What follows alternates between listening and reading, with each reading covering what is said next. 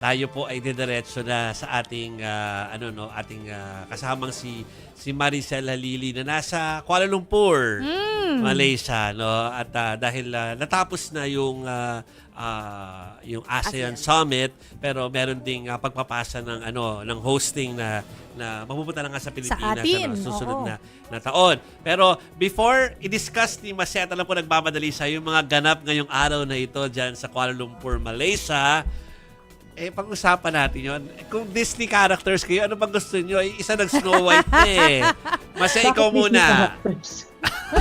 Anong Disney character ka sa Halloween? Ay, sorry, hindi ko narinig ano yun. Anong Disney character ka daw kung may costume ka sa Halloween? Na Disney princess o Disney character? Yung isa ka, huwag ka nang magsa-Snow White ha. Kasi may nag-Snow White na. O sige, Mulan na lang. Pwede. Ikaw, Pati yung ikaw, buhok. Chiki. Si Ariel para makapag-wig ng red. Ikaw. Gusto ko talaga si Baymax. The Pwede Snake rin, Star. pwede rin. I love Baymax. Bagets Ako, to Baymax. Isip ko yung gargoyle sana sa sa Notre Dame. Or, Si pwede rin, Hunchback. si Hunchback Hunchback mismo. na lang.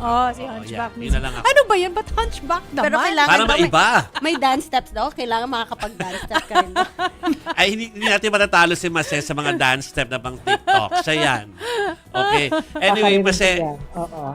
pinag-uusapan natin kasi pinalabas namin yung video ni VP Sara Duterte na naka-Snow White kanina. No? Ito because of the Halloween celebrations na nangyayari ngayon dito sa Pilipinas. Pero puntahan lang natin, Mase, yung merong reaction agad no tungkol sa isa pang member naman ng Duterte clan mula kay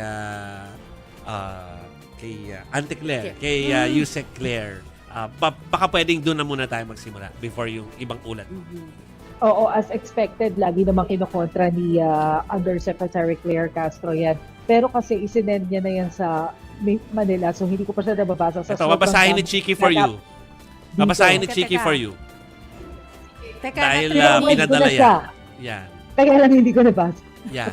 Hindi ko ma-wait. Yes, ito ay tungkol kay Pulong Duterte at sabi niya, may I remind ayan. the very honorable. May I remind the very honorable Congressman Pulong, the one referred to by Commodore Tariela as the Chinese bulldog, that it was his father, former President Duterte, who admitted during his SONA that he is inutil.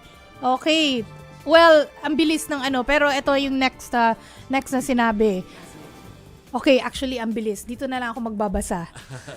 Actually, not knowing the statements made by his own father is an absolute ignorance. Worse, Kong Pulong keeps on saying bangag administrasyon when it was his father who again acknowledged using marijuana to keep him awake and abusing fentanyl to have that cloud nine feeling. Tapos marami pa So yan. yung sinabi. Oo. Inilahad na po namin yan. Alam namin naghihintay kayo ng update tungkol sa mga Duterte at yan po yung ilang updates. Mamaya babalikan natin yan. Pero Marian, alam naman natin kung ba't nandun si Mase. Diba? ang ASEAN Summit. Kamusta naman po si PBBM nga dito? Ano yung mga latest niyang statements regarding sa West Philippine Sea? Kasi mamaya meron din tayong guest later, ha? Alam mo, dito sa ASEAN, medyo good mood si Presidente kanina during the tapihan with the media kasi very game siya na sumagot. Simulan natin dun sa issue ng ASEAN kasi kanina nga nagkaroon na ng turnover ng chairmanship. Tinanggap na ni Presidente yung chairmanship mula kay Prime Minister Anwar Ibrahim.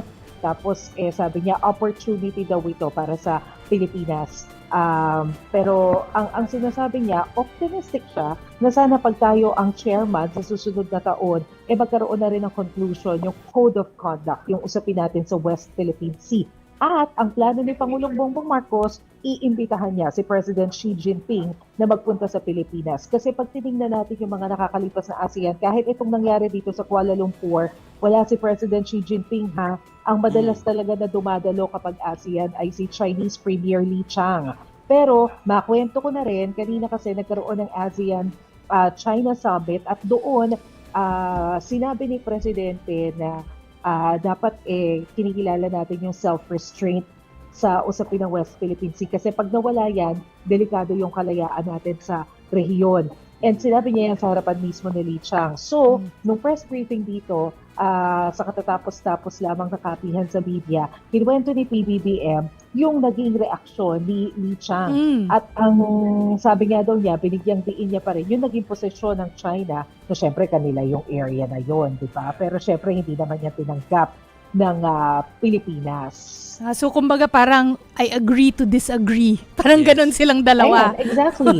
Ganun nga yung sabi ni PBBM kanina, agree to disagree. Kasi kailangan lang naman nating maging optimistic na magkakaroon pa rin ng COC. Kasi pagka nawala naman tayo ng optimism doon, alam nga naman tanggapin na lang natin yung failure. Yes. Hindi rin naman pwede yun.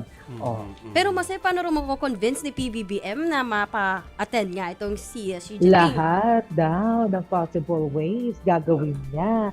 Kapag daw kasi na-convince nila na pumunta talaga si PBBM sa Pilipinas, progreso yon para sa atin, di ba? Parang ang laking message nun.